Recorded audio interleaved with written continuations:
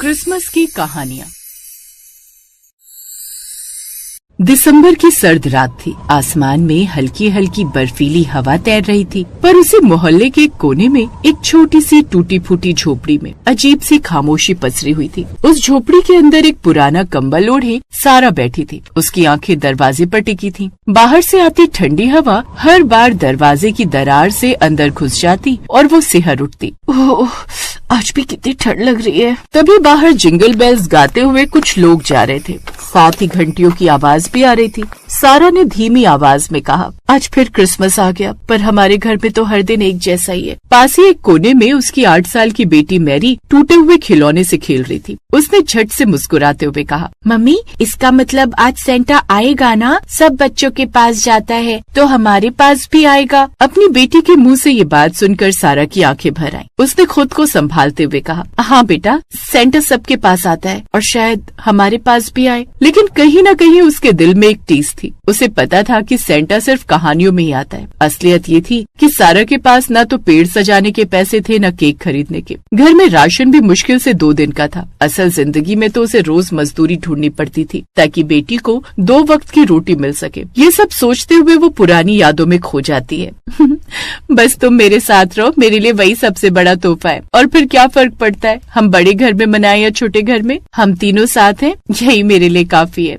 सारा, देखना एक दिन हम भी बड़े घर में क्रिसमस मनाएंगे। अभी तो तुम इस छोटे घर के आंगन में क्रिसमस ट्री सजा लो। तभी अंदर से 6 साल की मैरी भी नींद से जागकर बाहर आंगन में आ गई। ये पापा, क्रिसमस ट्री। हाँ मेरी बच्ची, ये क्रिसमस ट्री के साथ साथ तेरे लिए कुछ तोहफे भी हैं। ये नई फ्रॉक और ये खिलौने। नए खिलौने और कपड़े देखकर मैरी बड़ी खुश हुई। सेंटा सिर्फ बेटी के लिए गिफ्ट लाया है, अपनी बीवी के लिए नहीं। अरे ऐसा कैसे हो सकता है? मैं इसके साथ साथ तुम्हारे लिए भी गिफ्ट लाया हूँ। ये देखो, नई शॉल। अरे ये क्या, इसे लाने की क्या जरूरत थी? मैं तो मजाक कर रही थी, बेकारी पैसे खर्च किए। इतने में तो अपने लिए जूते ही ले लेते। कब से फट रहे हैं, सर्दियों में इनमें हवा भी आर पार जाती होगी। अरे वो भी आ जाएंगे, तुम बात की बाद में सोचो और अभी के बारे में सोचो। ये सारा का भरा पूरा परिवार था। उसका पति इयान जो एक छोटी सी फैक्ट्री में काम करता था, हर क्रिसमस पर घर में छोटा सा पेड़ सजाता था। उनका छोटा सा हंसता खेलता परिवार था, पर किस्मत को कुछ और ही मंजूर था। एक रोज, सारा भाभी जल्दी चलिए, वो ईथान भैया। क्या हुआ इयान को? आप कुछ बोलते क्यों नहीं? ईथान की फैक्ट्री में आग लग गई है। उस रात फैक्ट्री में हुए एक्सीडेंट ने सारा की दुनिया उजाड़ दी। फैक्ट्री में लगी आग में इयान बुरी तरह झुलस गया और कभी लौट कर नहीं आया। मुआवजा भी इतना नहीं मिला कि जिंदगी संभल सके। तभी से सारा ने अपने सपनों को समेटकर बेटी के लिए जीना शुरू कर दिया। मैरी ने देखा बाहर बच्चे नए कपड़े पहनकर दौड़ रहे थे। किसी के हाथ में चॉकलेट थी, किसी के पास सेंटा की टोपी। वो दरवाजे से झांकते हुए बोली, मम्मी देखो, सबके पास कितना मजा है, सब कितने खुश हैं। सारा ने उसे अपने पास खींच लिया। बेटी, खुशियाँ चीजों से नहीं आती, दिल से आती हैं। चल आजा, खाना खा ले। ऐसे ही रात के 10 बज गए। सारा ने मैरी को सुलाने की कोशिश की। सो जाओ बेटा, सांता तभी आते हैं जब बच्चे सो जाते हैं। तब मैरी ने तकिए के नीचे पुराना मोजा रखा और बोली, मम्मी, मैंने सांता के लिए दूध नहीं रखा। सारा ने रोटी का आखिरी टुकड़ा दूध में भिगोया और कटोरी में रख दिया। ये रख देते हैं। अब मैरी सो गई, लेकिन सारा की आंखों में नींद नहीं थी। वो खिड़की के पास बैठ गई। ठंडी हवाएं उसकी आंखों में भर आई। हे प्रभु, मेरे बच्चे की उम्मीद मत तोड़ना। उसने मन ही मन प्रार्थना की। फिर सारा को अपने पति की याद आ गई। हर क्रिसमस वो कहते थे, सारा, पैसा कम हो तो क्या, बच्चों की मुस्कान महंगी नहीं होती। ऐसे ही फिर रात गहराने लगी। चर्च की घंटियां बजने लगी। तभी दरवाजे पर हल्की सी दस्तक हुई। इस वक्त कौन हो सकता है? बाहर से एक भारी सी आवाज आई, हो, मैरी क्रिसमस। सारा चौंक गई। उसने दरवाजा खोला तो सामने एक सेंटा खड़ा था। लाल कपड़े, सफेद दाढ़ी और हाथ में एक थैला, जिसे देख सारा की आंखें खुली की खुली रह गई। जी आप? क्या मैरी यही रहती है? सारा की आवाज नहीं निकली। उसने बस हाँ में सिर हिला दिया। वो बहुत अच्छी बच्ची है। उसने कोई महंगा तोहफा नहीं मांगा, उसने मांगी तो बस माँ की मुस्कान। ये सुनकर सारा रो पड़ी। लेकिन मैं मेरी बच्ची को कुछ नहीं दे पाई। उसके लिए क्रिसमस पर एक तोहफा भी नहीं ला पाई मैं। ऐसा कहकर उसकी आंखों से आंसू बहने लगे। अचानक से आवाज आई, अरे मैडम, आप ठीक हैं? सारा ने फिर से देखा तो वो सांता असल में मोहल्ले के जोसेफ अंकल थे, जो कि चर्च के केयर टेकर थे। आज चर्च में बच्चों के लिए गिफ्ट ड्राइव था। मैरी का नाम लिस्ट में था। मैंने सोचा खुदा कर उसे तोहफे को दे दूं, लेकिन लगता है वो सो गई।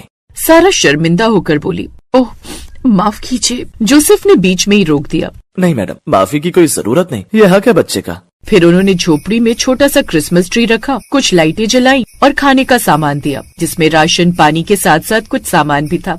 ये सब सिर्फ आज के लिए नहीं, आगे भी आपको चर्च मदद करेगा। आपके घर राशन भी भेजता रहेगा। साथ ही चर्च ने आपके वहाँ की साफ सफाई का भी काम दिया है, जिसके बदले आपको महीने के 15,000 भी दिए जाएंगे। ये बात सुनते ही उसकी आंखें भर आईं। उसने रोते हुए उनका धन्यवाद किया। भगवान आपको खुश रखे। इसके बाद वो वहाँ से चला गया। लेकिन उसके जाने के बाद मैरी की आंख खुली तो उसने चमकती लाइटें देखी। मम्मी, सचमुच में सेंटा आए थे क्या? हाँ बेटा, आए थे। ये मैं जानती थी। मैं ना कहती थी माँ कि सेंटा बहुत अच्छे होते हैं, वो हम सबको गिफ्ट देने जरूर आते हैं। मम्मी, क्या मैं ये गिफ्ट्स खोल लूँ? हाँ बेटी, ये तुम्हारे लिए है तो इसे खोल लो। फिर मैरी ने गिफ्ट खोले, जिसमें एक स्वेटर, किताबें और चॉकलेट थी। कुछ खिलौने और कुछ कपड़े भी थे। मम्मी देखो, आपके लिए भी है। सारा ने देखा, उसमें एक शॉल और एक छोटा सा कार्ड। उस कार्ड में लिखा था, जिस माँ का दिल इतना बड़ा हो उसके घर कभी अंधेरा नहीं रहता। Merry Christmas. उस दिन सारा ने समझा कि क्रिसमस सिर्फ तोहफों का नहीं, उम्मीद का त्योहार है। जहाँ विश्वास होता है वहाँ चमत्कार खुद चल कर आते हैं। और सबसे बड़ा सेंटा वो माँ होती है, जो अपने बच्चे की मुस्कान के लिए सब कुछ कुर्बान कर देती है।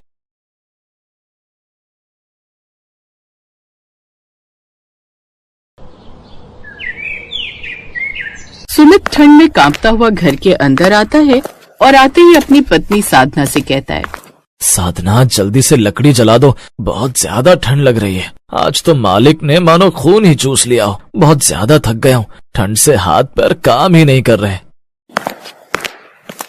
अजी, लकड़ी कैसे जला दूं जब घर में जलाने के लिए लकड़ियां ही नहीं है। आज पिताजी की तबीयत सुबह से बहुत ज्यादा खराब है। मैंने उन्हें कई बार बोला है कि ठंड में ठंडे पानी से ना नहाया करे, लेकिन वो मेरी एक नहीं सुनते। बीमार होने के कारण आज वो लकड़ियां लेने गए ही नहीं।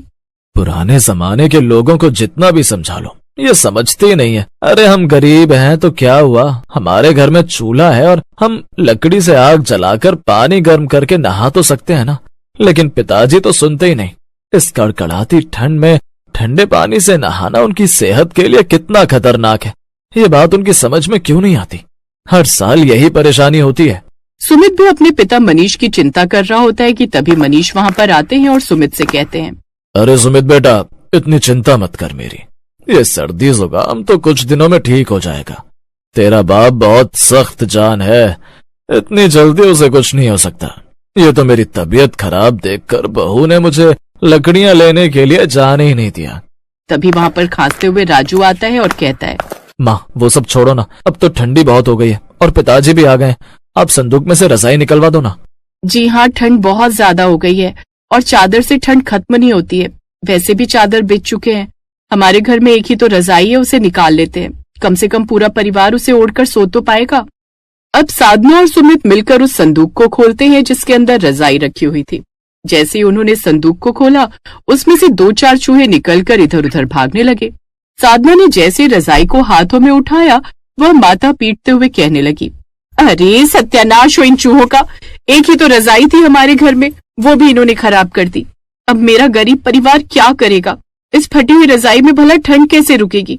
अब रात भर ठिठुरना ही हमारी किस्मत में लिखा है। साधना बहू, अब जो है यही है।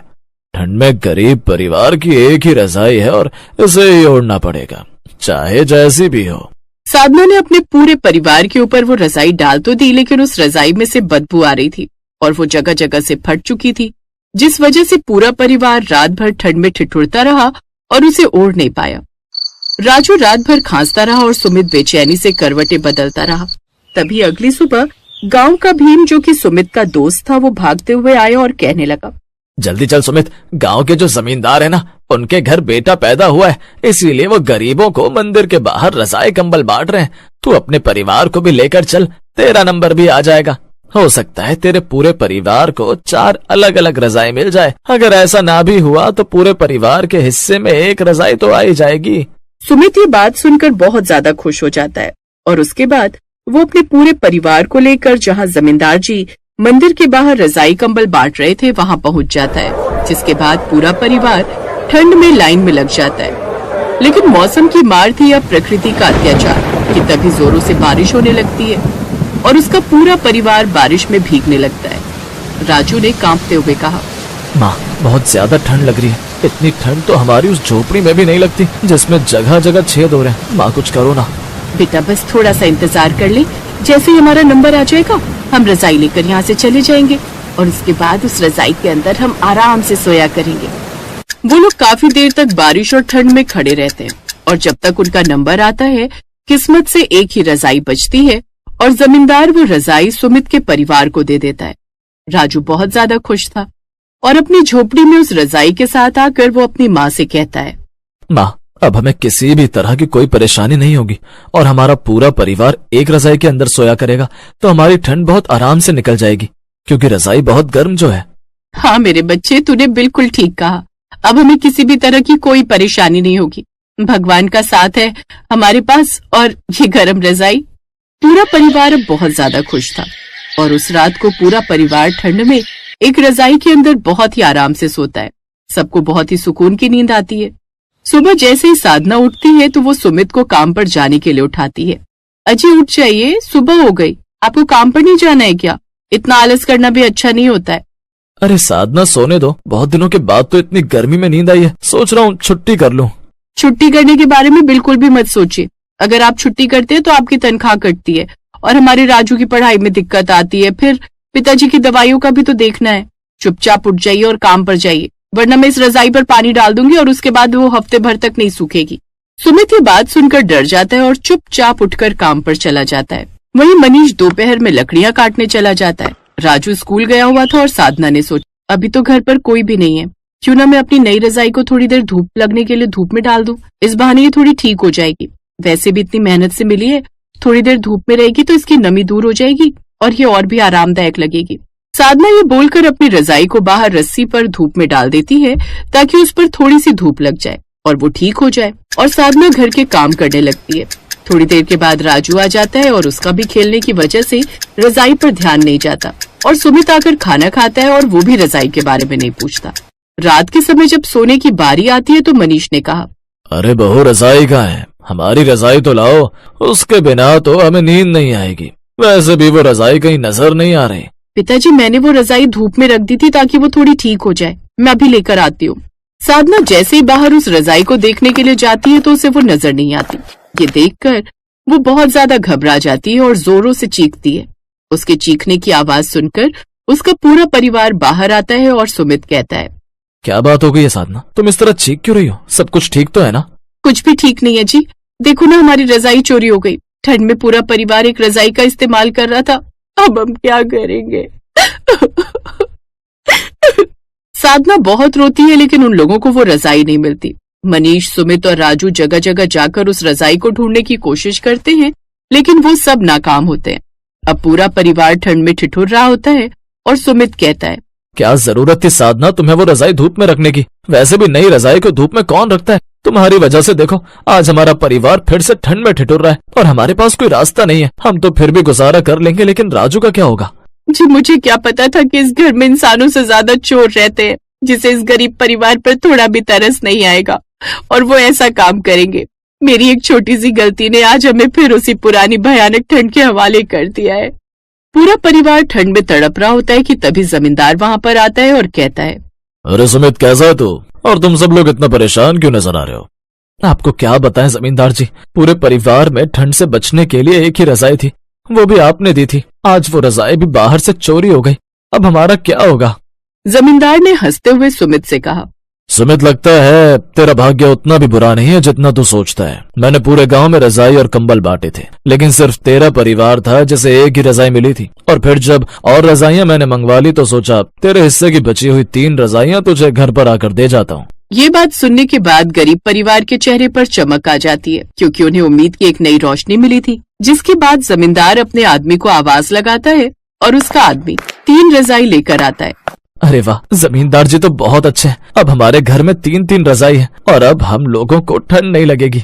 जमींदार भी प्यार से राजू के सर पर हाथ रखता है और खुशी खुशी वहाँ से चला जाता है। जिसके बाद राजू के परिवार को अब कोई भी दिक्कत नहीं हुआ करती थी।